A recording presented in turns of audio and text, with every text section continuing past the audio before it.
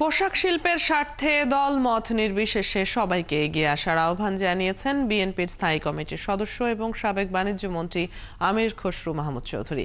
তিনি বলেন, পোশাক শিল্পে শৃঙ্খলা ফেরাতে বিএনপির সর্বস্তরের নেতাদের নির্দেশ দেওয়া হয়েছে। শনিবার বিজিএমইএ সভাপতি খন্দকার রফিকুল ইসলামের নেতৃত্বে গার্মেন্টস মালিকরা দেখা করতে গেলে তিনি এসব কথা বলেন। বিজিএমইএ নেতারা পোশাক খাতের চলমান পরিস্থিতি তুলে ধরেন। জবাবে আমির খসরু মাহমুদ চৌধুরী বলেন, পোশাক শিল্পের অগ্রযাত্রার বিরুদ্ধে কেউ দাঁড়ালে বাংলাদেশের মানুষ মেনে নেবে না। জানান, পোশাক খাত নারীর কর্মসংস্থান ও ক্ষমতায়নে গুরুত্বপূর্ণ ভূমিকা রাখছে, তাই পোশাক খাতের দিকে সবাইকে সুনজর দিতে হবে। তিনি বলেন, এই শিল্পের বিরুদ্ধে আগেও দেশি এবং বিদেশি ষড়যন্ত্র করে কেউ টিকতে পারেনি, আগামীতেও পারবে না। চেষ্টা চালিয়ে যাচ্ছেন, ওনাদের দায়িত্ব পালন করে যাচ্ছেন, কাজ করে যাচ্ছেন।